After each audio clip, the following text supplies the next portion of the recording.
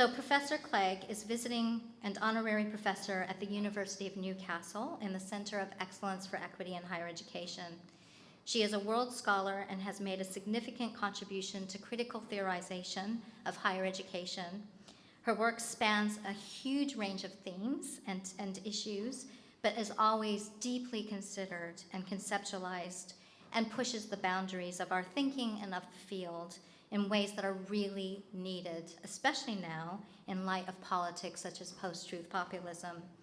She's Emeritus Professor of Higher Education Research at Leeds Beckett University, and her research draws on critical realism and feminist theory, drawing on close to practice investigations, often in collaboration with practitioners, as well as more theoretical work. And on a more personal note, Sue has been my mentor, colleague, and friend for much of my own career, and she really walks the talk of feminist praxis.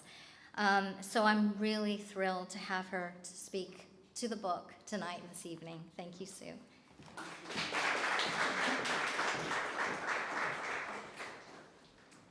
Thank you, Penny. This is an important and timely edited collection.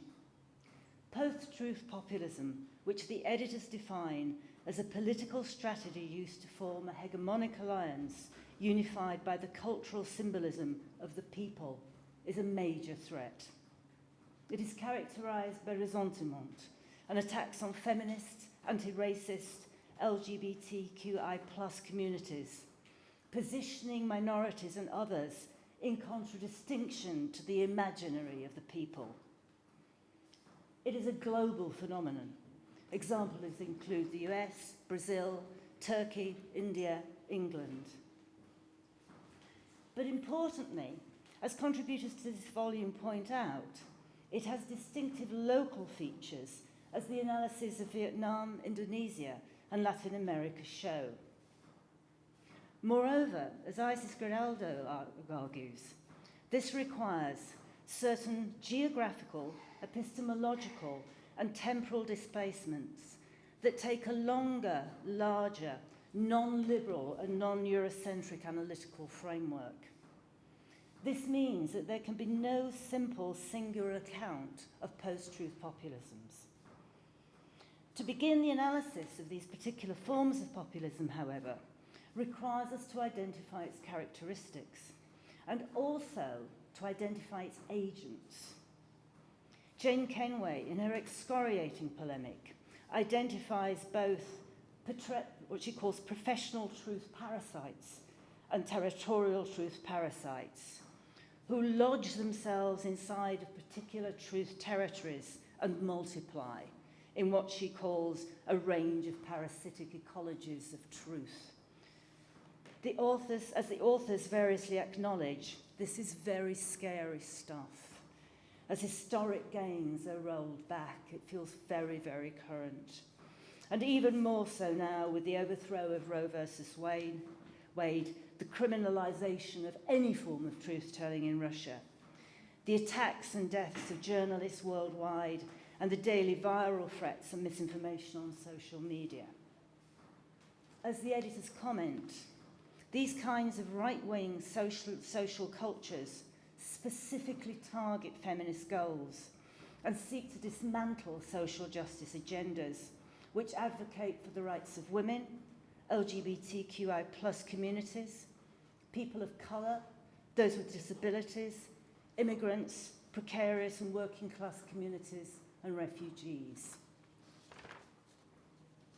As they reflect in their conclusions, as feminist scholars of sociology, education, and cultural studies, we wonder what future for feminism and the planet could exist in such an uninhabitable political and environmental environment. All the more reason, then, for us to draw on scholarship and activism and rally our resources in the face of unprecedented attacks on truth and blatant lies-telling. So the first section of the book concerns truth. It is, of course, clear that while the virtues of truth and truth-telling must be defended, lies cannot be defeated on the basis that there is a simple, objective version of truth. feminism from its inception was critical of notions of knowledge in which the significance of the location of the knower were denied. These debates about positionality and standpoint have progressed further. There is work identifying a specifically colonial Western episteme and the origins of the Enlightenment itself in coloniality. There is also a growing body of work on the suppression of indigenous knowledges and their importance for our understanding of our relationship to nature. This makes the defence of truth especially complex. And it has sometimes appeared that some Western feminisms fell prey to extreme forms of postmodern relativism. However, Rainbow Connell argues, feminism as a struggle for gender justice does not logically imply a culture where every group, or even every individual, claims their own truth. But in the context of the United States particularly, with its powerful individualism and its entrenched rights of private property, this slight can easily occur. So while retaining complexity, all the authors in the first section are at pains to defend truths against untruths, while working with the insights of queer, feminist, decolonial, and indigenous scholars.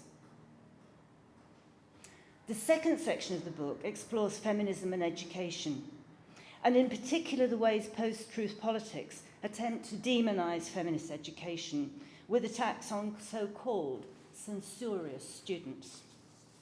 Nicola Rivers skillfully deconstructs the way that gender studies is portrayed both as valueless and yet simultaneously powerfully dangerous, something to be wiped out. This is part of a broader attack on the social sciences and humanities. As in the first section, the authors are at pains not to oversimplify and to reflect on the complexity of truth claims as part of multiple projects. Susan Page explains the work of persistence, patience, and persuasion in creating spaces for Indigenous content and knowledge in the Australian context. The labour and time involved for the relatively few Indigenous scholars, mostly women, in doing this work is enormous.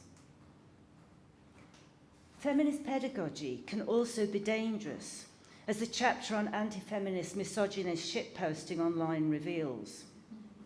Post-truth populism gives permission and actively encourages attacks on public feminist educators. Its authors conclude that the institutions pose the issue as an individual, not a structural problem. And they say, this reveals significant neglect of gendered power relations endemic to knowledge production and contribution to the entangled dynamics that push feminist scholars out of the public sphere. And that pushing those voices away, I think, is a very important phenomena that we really must contest. But teachers and academics are not the only feminist pedagogues. Ileana Jimenez powerfully recounts an example of Me Too girls activism, where school students enacted their knowledge in a profound way, scripting their stories as a way of challenging school practices and the lack of protection for girls. This is dangerous and unsettling work, but the joyful reflections of Ileana and her student Gaby assert their willful determination to become a problem all these years on. To quote, "We are still becoming a problem." I'm certainly trying to do the same. The final section, Gender Politics Beyond the Classroom, reinforces the view that it is not just official pedagogues who are involved in feminist pedagogy. The places and spaces where feminist pedagogy takes place are multiple and multifaceted. The first chapter in this section raises important questions about how we understand populism in places like Vietnam, where the narrative of women's activism as part of national liberation struggles is co-opted into new straight-driven discourses, which reposition women in the household as part of the national project. Its authors write, the discourses on women's liberation, which emerged along with anti-colonial and national liberation struggles in the early to mid-20th century, have been co-opted in the interests of party state over time. The challenge for feminist pedagogy is how to break out of the current conservative, nationalist, Confucian-influenced ideology. Clearly, strategies based on Western feminist struggles cannot form the template. Similarly, Anissa Bita, writing about young feminist activism in Indonesia, makes the case for digital feminist public pedagogy to be understood in its distinctive historical and political setting. She argues the need to understand feminism as it is practiced by young people beyond the Western-centric narratives of post-feminist media culture. As this section makes clear, much of this pedagogy takes place inside of and against the domestication of queer and feminist knowledge within the academy. Alison Campbell, Nita Cohen, Stephen Farrer and Anna McCann explore the ramifications of this insider-outsider dynamic in their exploration of what they call feral pedagogies through queer feminist education and through queer performance.